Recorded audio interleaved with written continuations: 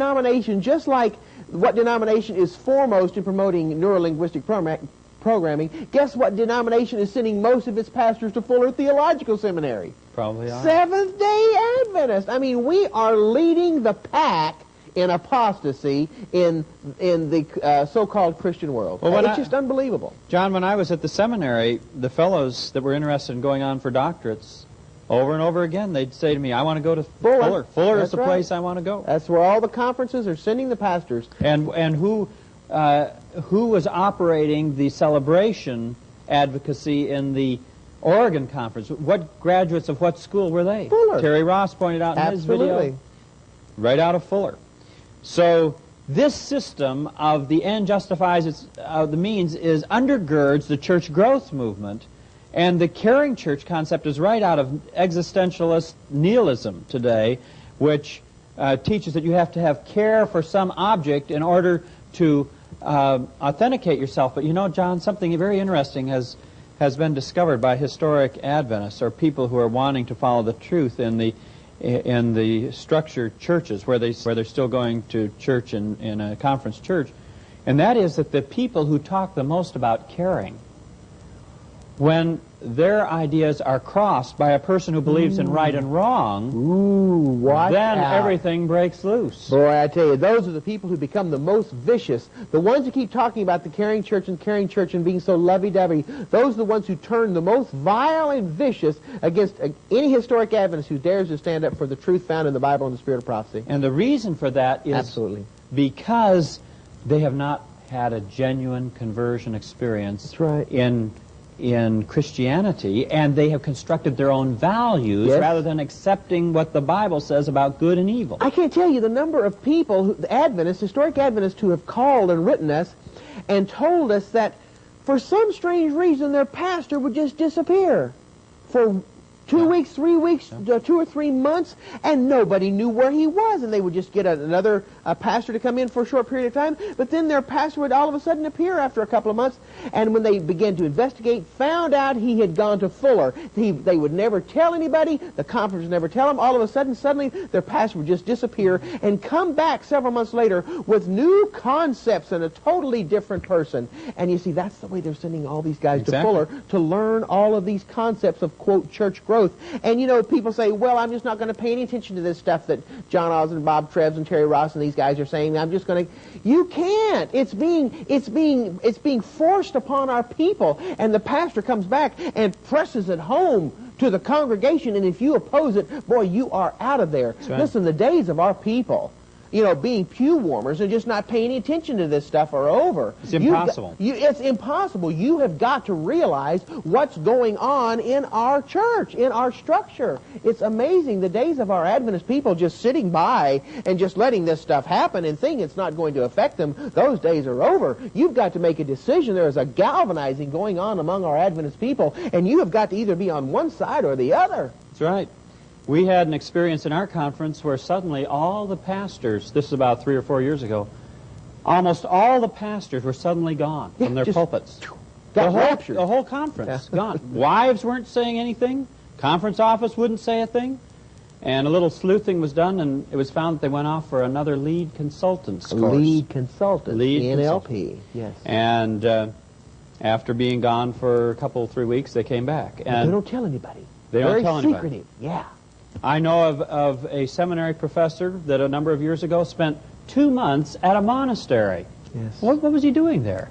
I know of a pastor who went to a Cursillo meeting put on by the Roman Catholic Church. You know what Cursillo is? No, Cursillo has been a program which the Roman Catholic Church has pushed, a 3-day retreat program to introduce Roman Catholics to the charismatic movement.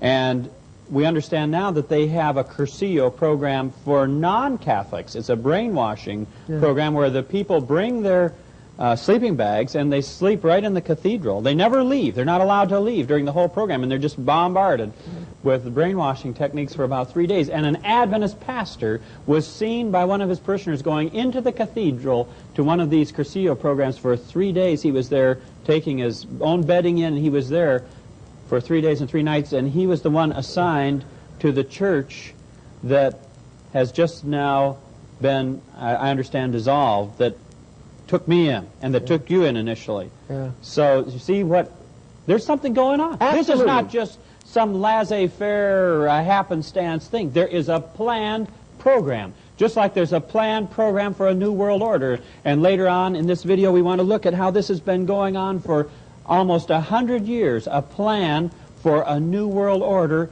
and how the various agencies that we have today are the outworking of original secret agencies that planned this thing. Where do you think Bill Loveless got this stuff? I mean, you think he just pulled this stuff out of the air? That one day he just thought, well, I think that I'll start doing this. He has been trained in this, Bob. These guys just don't stumble upon this one day and decide to do this. This is years of planning. What is this you've got? Here's a letter. Would you like to hear it, John? This is the letter at the beginning. You said, I hope we have a chance to read this. Yeah. It is dynamite, and if you brought it, I know it's worth hearing. Read it to us, Bob. Dear Brother Trefz, after listening... Now, who's this from, now? This is from a girl that became an Adventist and went to Columbia Union College and took a class from William Loveless. Okay. And just listen to what she says here. After listening to the series of tapes of the presentation you gave at this year's spring convocation at Heartland, I felt utterly compelled to write to you. I know you don't know who I am, so please allow me to introduce myself, and I won't give her name.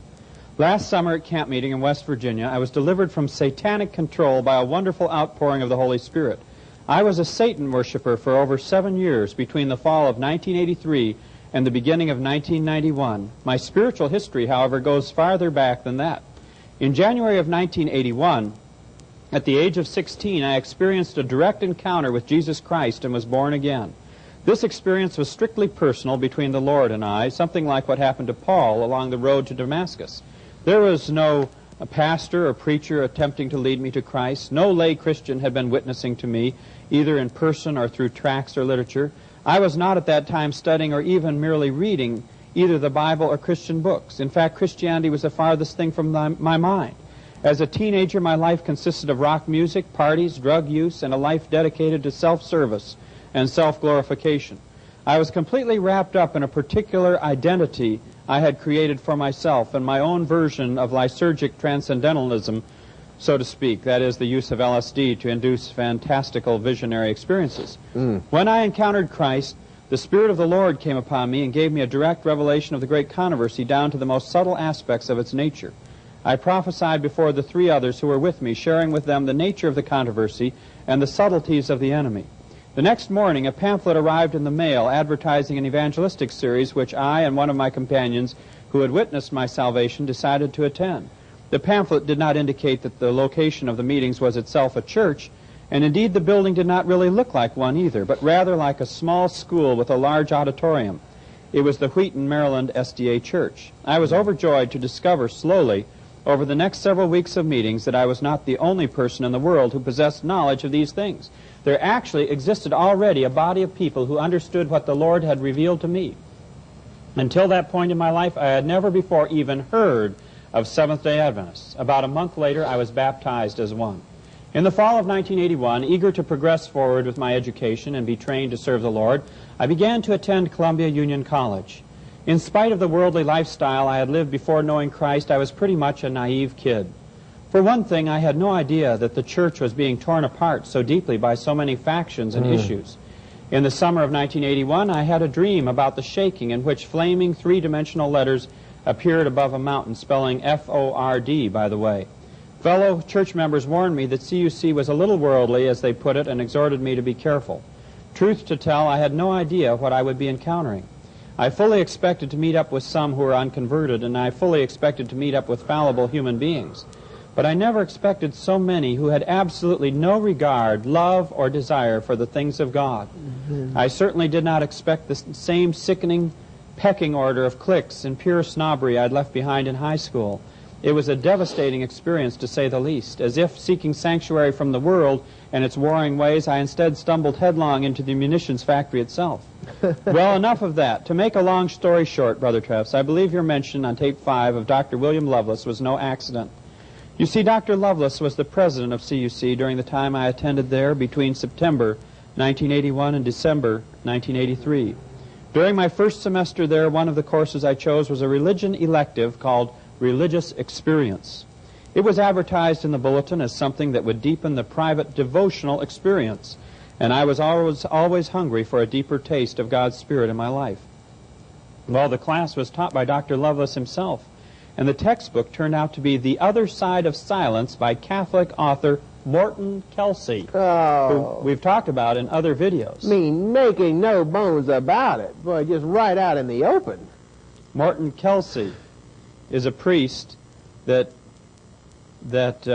William Lovelace said writes just like Ellen White. He claims to have had 30 spirit guides. Yes, and I bet he did. He highly regards the spiritual exercises of the Jesuits. And they're the same spirit guides that Bill Lovelace has.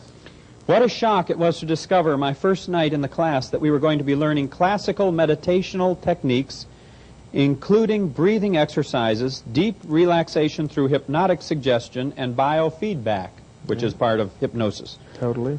Dr. Lovelace even had machines with which to measure whether our brain waves were in the alpha state or the beta state. He literally intended to train us to achieve an altered state of consciousness in which we would then utilize our imagination to contact God. And that's a fundamental concept of the spiritual exercises. That's this false conversion experience that we talked about. I'm sure you are aware, as I myself am fully now, that this was the central keynote of all occult practice. Occultist Dion Fortune, modifying Aleister Crowley's definition of magic, defines magic as the art and science of causing change of consciousness in conformity to one's will.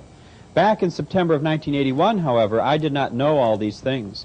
All I knew was that the God I had encountered, the one who had saved me, was real, not imaginary, and that my encounter with him had actually occurred. I had not imagined it. The Holy Spirit put a check inside my soul immediately. Something here was not kosher.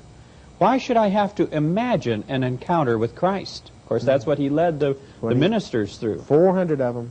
If I was using my imagination to construct a Christ to converse with, was this not rather having a conversation or praying to an image of my imagination instead of the real God? Absolutely. I raised my hand and overtly objected to the entire prospect. God is real, I told Dr. Lovelace. I want to pray and be answered by the real God. I don't want to communicate with my imagination. I want to communicate with the true and living God. Bless her heart. Dr. Lovelace's only response to me was, well, how do you think we communicate with God? It's through our imagination. He made me feel foolish, quite frankly, as if I was perhaps the only person present who had not realized this or had been let in on the big secret. Exactly what my professors in college did to me. They did exactly the same thing. That was what was so weird about CUC in general, come to think of it. There was so much of this attitude there that people like me who really believed in a real God and a real devil and a real good and a real evil, and that will be significant later on in our program here, were like little idiots who hadn't caught on yet. That's right. Frankly, it was totally unnerving. I did not know quite what to make of all of it. I was literally overwhelmed. The massive disregard for God, the confusing attitudes from people whom I had expected to sort of take the reality of truth as a given. I didn't know anything about the occult back then, but I spoke out against this and many other errors while at CUC. Without the knowledge I have now, I objected to Lovelace's class strictly on the basis that God was real and that communing with a God in one's imagination instead of the real God was tantamount to idolatry. That's right. That is the Jesuit Bless concept her heart. of devotion Bless in the spiritual her heart. exercises. It just plain made no sense to me. I simply could not see how one could accept as God something or someone that one had created oneself. Right. If I had known then what I know now, I would have protested that Lovelace was teaching the occult, plain and simple. Plain and simple. But I did not know any better. So careful was I to steer clear of the danger zone of spiritual pride that my grasp of truth itself slipped.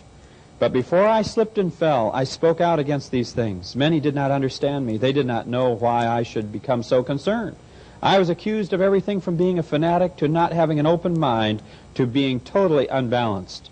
But I knew what was going on was wrong, and I knew the people there did not all have God just because they were SDAs, and I was determined to make a difference. Brother Trefz, my life was never the same after that. My moorings were loosened because I began to lose the sense of a real God whose presence in my life was real. The firm connection I sensed with him in prayer became wavering, unstable, faint. I confess that part of me grew very bitter. Not bitter against God, and not bitter in the sense of hatred, but just this deep-seated wound that would not heal. I could not seem to break through their barrier of relativism. Yes. We talked about that in the last agenda. And I felt like I was drowning in a hell of utter subjectivity. Satan used these people to hack away at my foundational conviction of a real, non-subjective God. I felt like my life was being invaded, torn apart, and stolen from me, a feeling that was to persist and deepen and worsen tortuously over the next 2 years, until indeed Satan had done just that. In my despair, I made some foolish choices, straying from God and doing stupid things that I should have known better not to do, and Satan swiftly took advantage of me. The evil one took over my life, basically, however unseen at first. Unaware that my life was being controlled and toyed with by demons, and unable to shake the conviction that I was forever cut off from God, I eventually became the total prey of the evil one. He twisted my mind sufficiently as to convince me that he and I were one, that I belonged with him, and that he loved me and would protect me from the horrible anguish of my soul. By December of 1983, I'd been requested to withdraw from CUC. Brother Trefz, I had long suspected that what happened to me at CUC was the deliberate, malicious plan of Satan to silence my witness. I was one of the only people who knew and cared enough to speak up against the kinds of things Dr. Lovelace was teaching in that class, not to mention the relativistic mindset I encountered in some of my other theology classes. Even among the others there who were sincere and faithful, I was one of the only ones who felt burdened about these things and recognized the intrinsic dangers of relativism. I spoke out against these things and was in turn despised and accused rather frequently. Maybe some of the charges were true. Maybe I should have tempered my speech better to avoid being classed as judgmental or fanatic. But I was too consumed with my sense of mission. I felt constrained to sound the warning. And Satan silenced me. To be blunt, he took me out, swift and sure. That's what it all boils down to. I knew, I saw, and I spoke, and he perceived the threat and went for the jugular. He took me out before I could gain enough maturity and wisdom to become truly effective in what I was attempting to do. Then he spent years trying to convince me the reason I had fallen away from God was because I had been such a legalistic fanatic. Martin Weber. Have you heard these charges? Absolutely, that's Martin Weber's books. You know, is that you're these legalistic fanatics, that I used to be a part of this, but God delivered me from this. And as I've said before, I believe there's a special place in the lake of fire reserved for Martin Weber and for Helmut Ott and these men that are charging, and also with George Knight, these men that are trying to convince our faithful Adventist people that they used to be involved in this legalism, but the Lord delivered them from it, and now they're free in Jesus. Satan saw me as a threat, and he put me out, quick and final. For some time I have been afraid to acknowledge this, afraid it would feed my ego and send me headlong into overweening spiritual pride. I can hide from this awareness no longer. Too many things have happened to our dear precious church for me to overlook the connections. I praise God that I am not the only one who sees these things for what they are, and that the Lord can raise up good, strong servants to meet this challenge and crisis. I so deeply regret that things have gone this far in the church. In a very real sense, I feel personally responsible. I have suspected there was some reason like this for some time now, but felt unsure as to either what it was or whether it was valid for me to personalize things so. When I heard you speak on tape about Dr. Lovelace going to Andrews University to train the seminary students in the exercises of St. Ignatius Loyola, my heart leaped within me. I had the strangest sensation that I had been vindicated. That's right. Someone else knows. My heart cried with joy. Someone else sees. Bless her heart. But it's more than that, Brother Trefz. With that simple little portion of your tape, you have been the instrument of the Lord in setting my mind at rest about what rationale there could possibly be for a decade of the most singularly intensive suffering a person can endure. Being demonically controlled and tortured is not fun. The entire past 10 years has seemed so senseless and futile, so filled with remorse and regret and pain. Often I've asked the Lord, why? Why did I have to go through all of this? I don't have the full answer now, and I may never understand until He returns, but at least now I have a working piece of the puzzle. one designed to put my mind to rest and reaffirm what I had always suspected, dreamed for in my heart, hoped for but hardly dared to believe true, that God has chosen me for a specific purpose and a particular work. So thank you, Brother Bob Trefz, for the part you have played in all this, for your tapes, which have been most enlightening. Thank you for being willing and available that God should have opened your eyes. One day I hope we may meet, and I may share with you my full story in detail. Bless her heart. You know, Bob, if in spite of the vile books that Martin Weber, Helmut Ott, George Knight have written, the terrible apostasy that Don Jacobson and the Oregon Conference leadership have led our people into with celebration, neurolinguistic programming, the small groups, I still believe that the most wicked and vile man in Adventism is William Lovelace.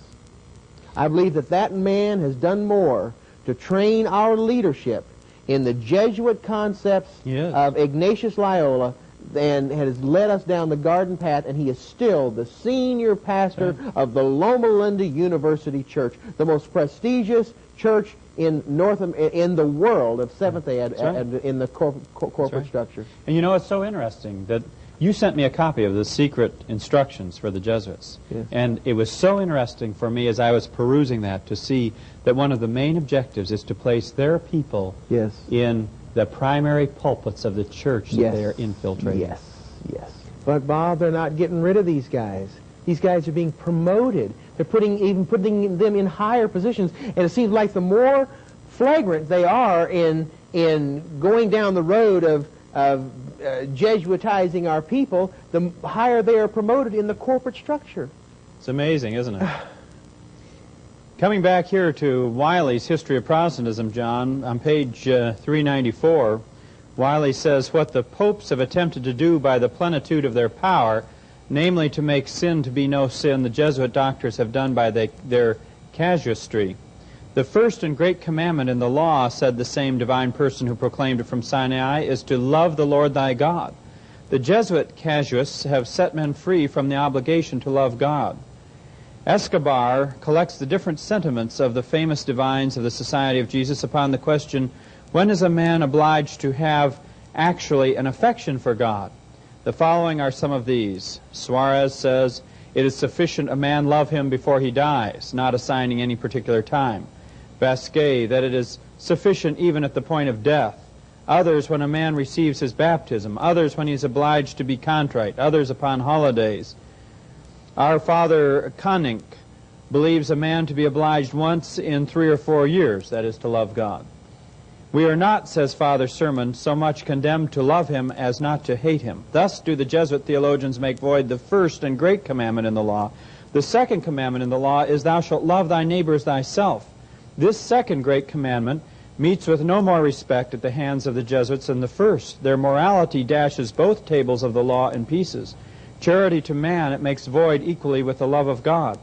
The methods by which this may be done are innumerable. The first of these is termed probabilism. Now what we have to do, John, is look at this tenet of probabilism for what it is and ask if we have the same thing in essence today. This is a device which enables a man to commit any act, be it ever so manifest a breach of the moral and divine law, without the least restraint of conscience, remorse of mind, or guilt before God. What is probabilism?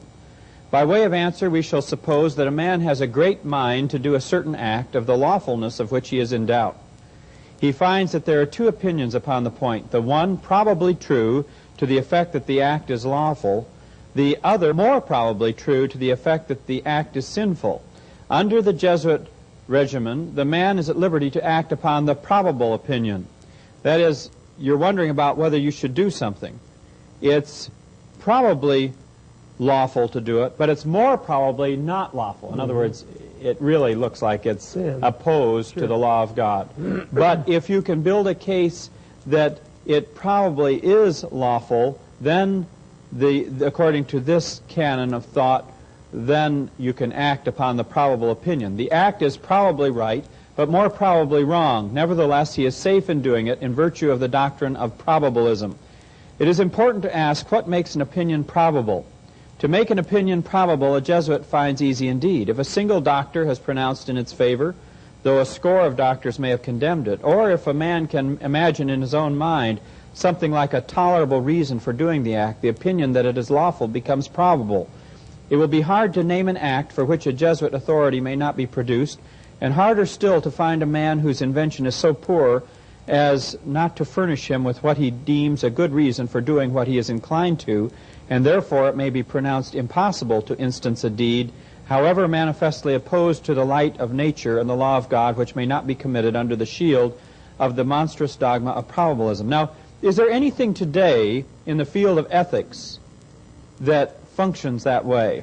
I was just going to ask you, Bob, is this relating to a situation... Situation ethics. Well, that I had to where there was some new thing being done in the corporate structure, and I said, you know, and they, the people who were promoting it kept saying, what's wrong with it? What's wrong with it? And I said, no, you're coming at it from the wrong way. What's right about it? Instead of trying to make me prove that there's something wrong with it, you show me that what is right about it. It's kind of like the secret rapture doctrine. The people come in and they say, well, disprove it from the Bible. I say, no, you've got this backwards. You prove it from the Bible instead of trying to force me to disprove it from the Bible. I see this as more of a situation ethics type of thing, where you are... Did you ever get confronted with this in college? Situation ethics? Yes.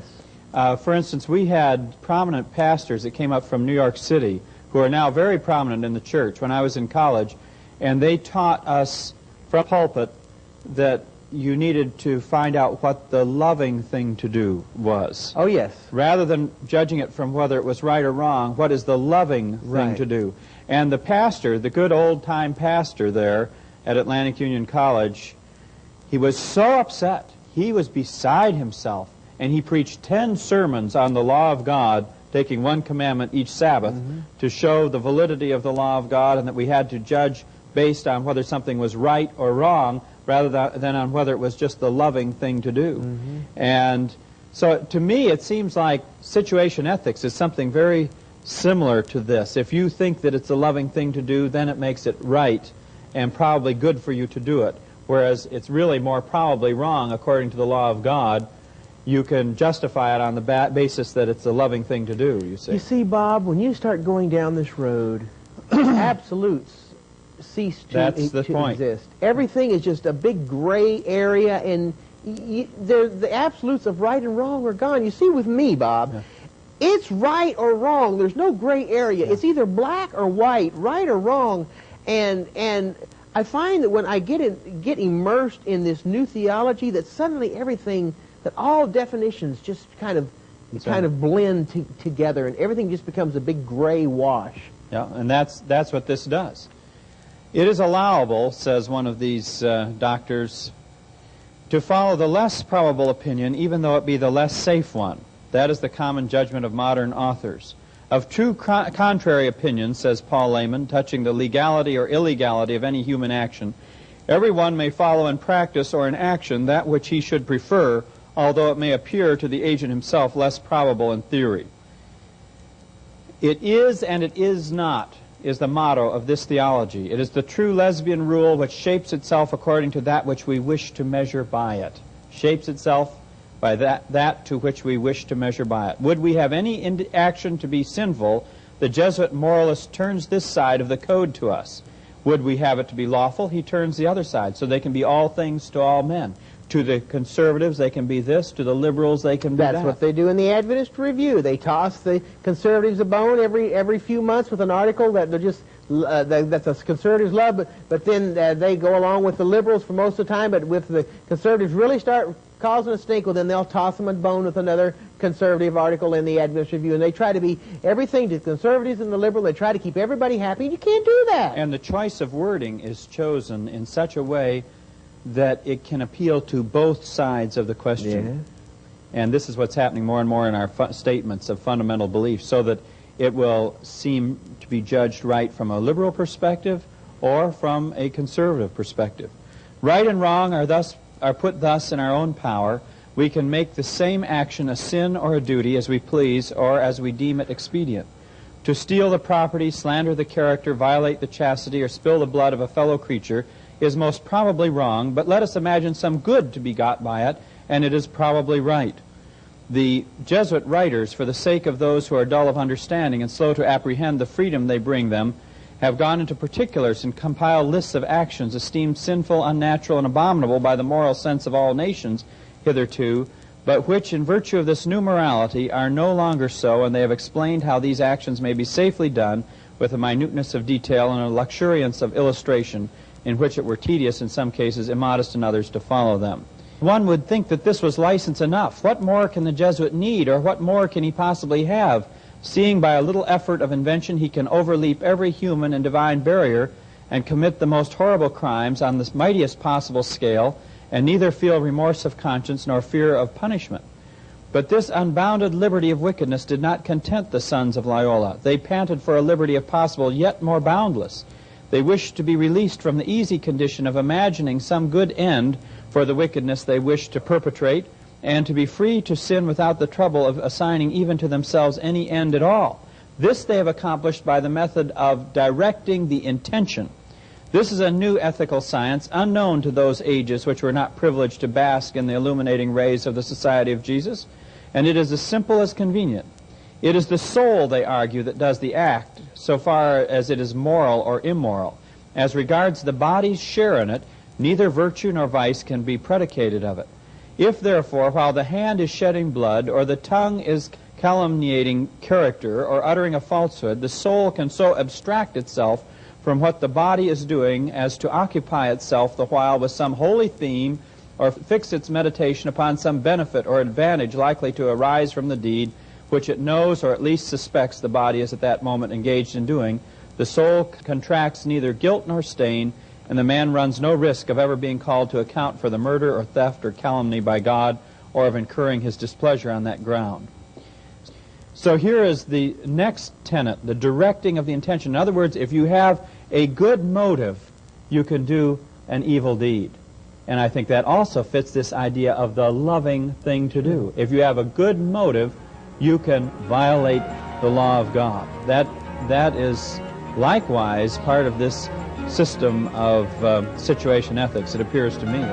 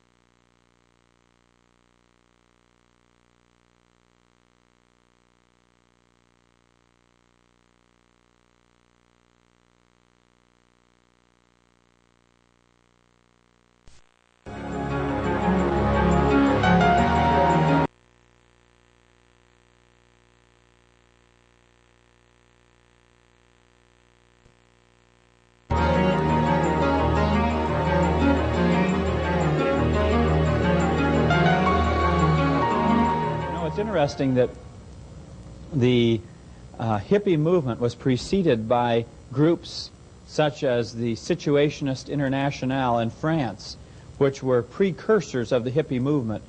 And when we see the same principle being woven throughout human life, it makes us wonder, where is this all coming from?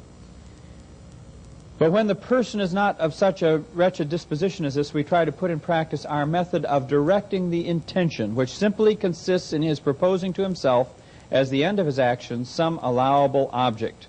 It's another variation on the end justifies the means, isn't it? Not that we do not endeavor, as far as we can, to dissuade men from doing things forbidden, but when we cannot prevent the action, we at least purify the motive, and thus correct the viciousness of the means by the goodness of the end. Such is the way in which our fathers of the society have contrived to permit those acts of violence to which men usually resort in vindication of their honor. They have no more to do than to turn off the intention from the desire of vengeance, which is criminal, and to direct it to a desire to defend their honor, which according to us is quite warrantable. And in this way our doctors discharge all their duty towards God and towards man. By permitting the action, they gratify the world, and by purifying the intention, they give satisfaction to the gospel. So what it does is it destroys the clarity of right and wrong and having the heart in submission to the principles of right and wrong and the definition that God gives of right and wrong in the Bible.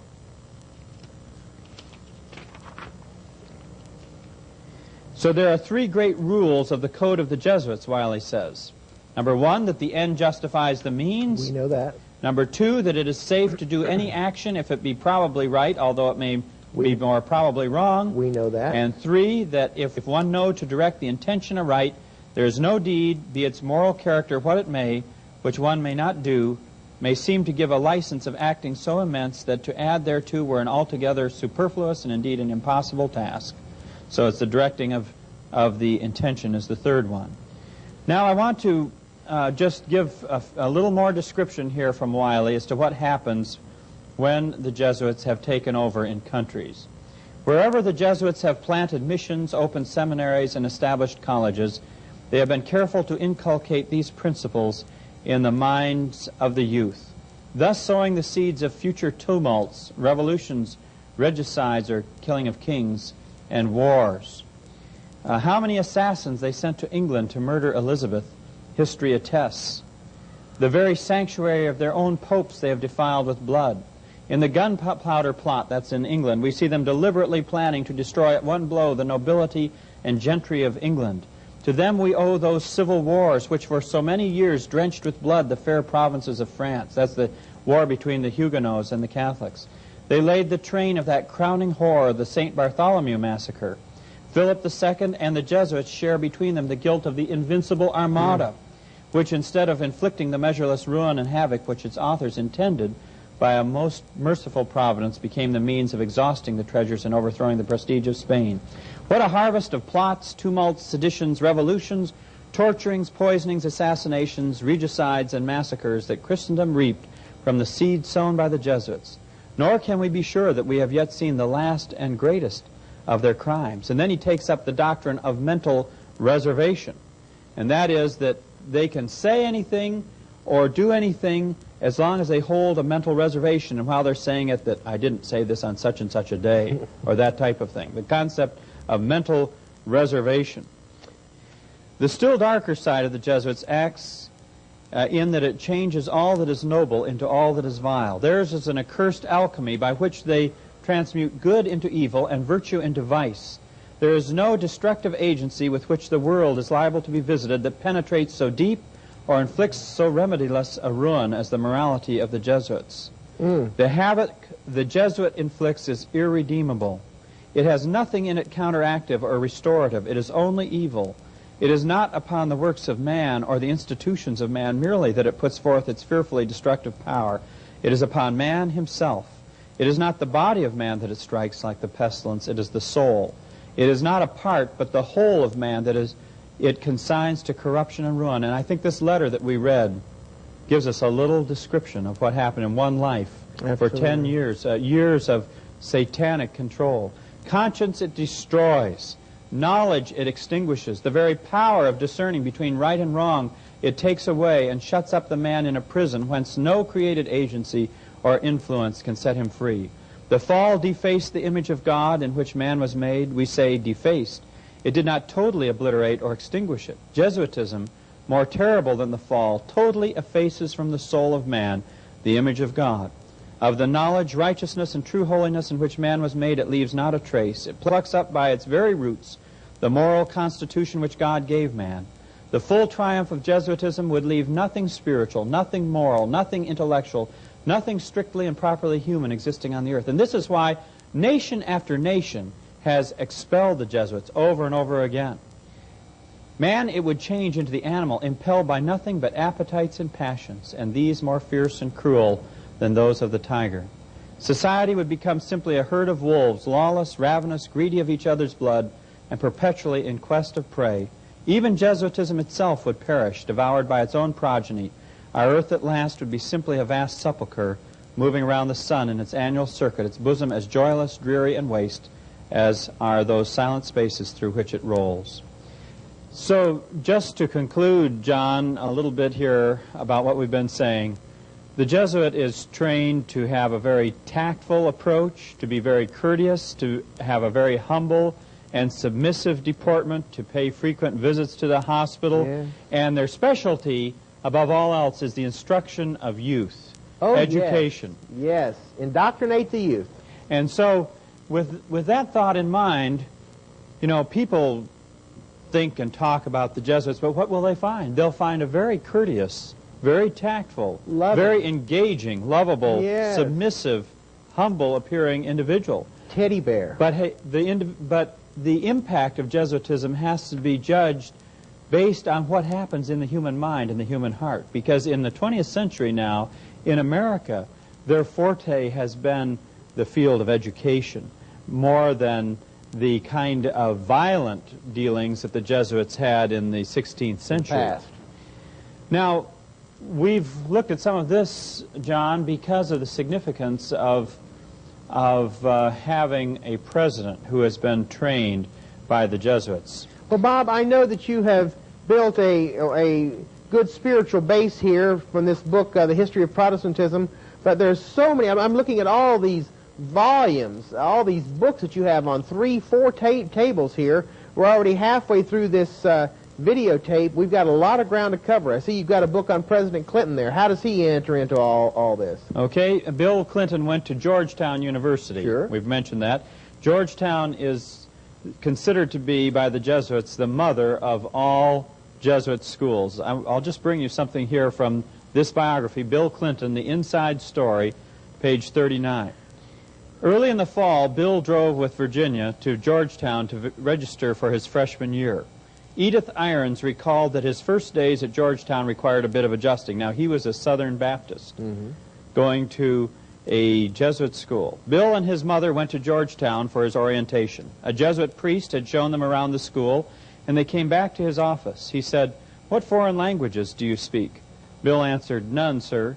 The priest exclaimed, "What in the name of the Holy Father is a Southern Baptist who can't speak a foreign language doing in the mother of all Jesuit schools?" So that's what they consider it, the mother. Well, I plan on being the President of the United States in 1990. Bill went on to become president of almost everything at Georgetown. Isn't that something? He was a very engaging individual. He helped students. He helped cripples that came to school. He showed them around, showed them where things were, blind people. And he went on to really make his mark there at Georgetown. And then he went as a Rhodes Scholar to study over in England. Now, what does it mean to be a Rhodes Scholar? To explain that, we need to come down to our more recent time when Bill Clinton made his acceptance speech at the Democratic Convention. He said at Madison Square Garden, at the acceptance speech, "As the Scripture says, our eyes have not yet seen, nor our ears heard, nor our minds imagined what we can build. We can do it. As a teenager, I heard John Kennedy's summons to citizenship. And then as a student at Georgetown, I heard that call clarified by a professor named Carroll Quigley." Now, Tex Mars, in his Flashpoint newsletter, has a couple of issues dealing with Bill Clinton and the Bilderberger conspiracy. The Bilderbergers, by June of 1991, had met in Baden-Baden, Germany, and they had invited Bill Clinton over to their meeting, and they had endorsed him to be their candidate for the next president of the United States. And we've discussed the Bilderbergers in past videos. They're one of the most prominent groups pushing for a new world order. And who is this Carroll Quigley? Carroll Quigley. I got his book entitled Tragedy and Hope to get an idea of what this mentor, this spiritual mentor of Bill Clinton, taught and what he thought. This was written in 1966, Tragedy and Hope, A History of the World in Our Time by Carroll Quigley. It's 1,300 pages long. And Carroll Quigley tells in here how he had access to the secret records of the secret groups that are pushing for a new world order. On page 950. He says, there does exist and has existed for a generation an international Anglophile network which operates to some extent in the way the radical right believes the Communists act. In fact, this network, which we may identify as the Round Table groups, has no aversion to cooperating with the Communists or any other groups and frequently does so. I know of the operations of this network because I have studied it for 20 years and was permitted for 2 years in the early 1960s to examine its papers and secret records. I have no aversion to it or to most of its aims and have for much of my life been close to it and to many of its instruments. So here is a secret organization, and these round table groups are pushing for a new world order. In fact, in our area here of North America, the United States of America, it was the round table groups, also called the Milner Group, which founded the Council on Foreign Relations. And see, we discussed that one or two videos back in the Jesuit agendas, and the role that they are playing for the New World Order. I want to bring another quote out here about the financial world, because Bill Clinton came into the presidency on a wave of concern about the economy. And when he became president-elect, the president of Georgetown University promised and pledged the full cooperation of Georgetown with him in his presidency. And we understand that Bill Clinton reciprocated in a speech in promising his cooperation with Georgetown. So here you have the most powerful center of Jesuit influence in North America, which has not only trained Bill Clinton, but produced his mentor, who trained him in the way he would perceive the world and its views, and which has now pledged its full and complete cooperation with him in his presidency. A president that is linked up inextricably with the Jesuit order. This is a rather mind-boggling idea, and that's why we wanted to go through some of the classical understanding of the Jesuits and what their aims and goals and purposes are. Page 324 in Tragedy and Hope. In addition to these pragmatic goals, the powers of financial capitalism had another far-reaching aim, nothing less than to create a world system of financial control in private hands able to dominate the political system of each country and the economy of the world as a whole. Now, we talked a little bit about this in, I think it was Jesuit Agenda 2. So here is a financial system that wants to dominate the political system of each country and the economy of the world as a whole. This system was to be controlled in a feudalist fashion by the central banks of the world, acting in concert by secret agreements arrived at in frequent private meetings and conferences. In a magazine that was sent to me, another quote out of this book appears, and the page number wasn't given, and I haven't been able to locate it yet, but I'd like to read this quote. The individual's freedom and choice will be controlled within very narrow alternatives, looking forward to the future in America. The individual's freedom and choice will be controlled within very narrow alternatives by the fact that he will be numbered from birth and followed as a number through his educational training, his required military or other public service, his tax contributions, his health and medical requirements, and his final retirement and death benefits. Very, very interesting about the continually restricting range of choices that people are having in America due to the manipulation of economic matters.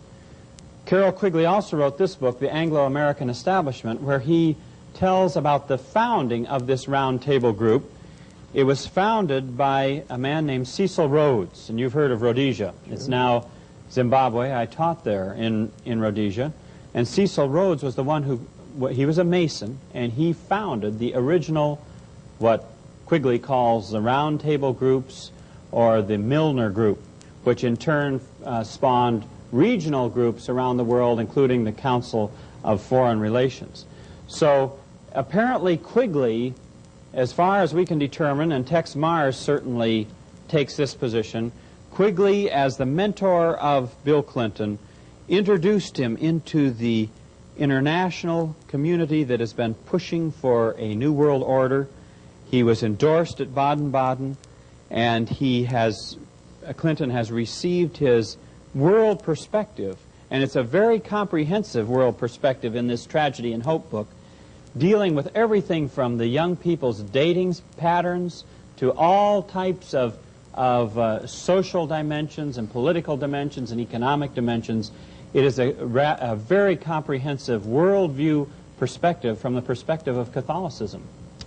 And even though Bill Clinton is a Southern Baptist, or claims to be a Southern Baptist, he has received his educational training at the hands of the Jesuits, you see. Sounds very, very plausible. Tell us about the Kulikov file. What have you found out about that, Bob? Okay, John, to introduce the Kulikov file, I have a book here, A Fragrance of Oppression, the Church and Its Persecutors. This is the story of the experience of the Church under communist domination. In this book, there is a chapter on totalitarian control of the church structure, and it gives us an insight into the way the totalitarian systems of communism related to the church. The totalitarian regime often concludes that the challenges presented by the presence of Christianity can be better handled by other means than violence. Taking active measures, to use the typical euphemistic language, carries with it the disadvantages associated with creating martyrdom and resistance at home and diplomatic defeats abroad. So they found that it was counterproductive to be too violent with the church, and they wanted to control it through other means.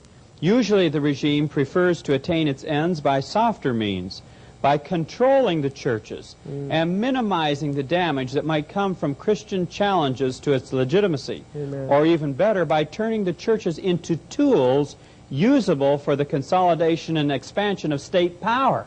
So what they wanted to do was infiltrate the churches and turn them into a tool that the state could then use. And this is a very interesting concept, because in Russia,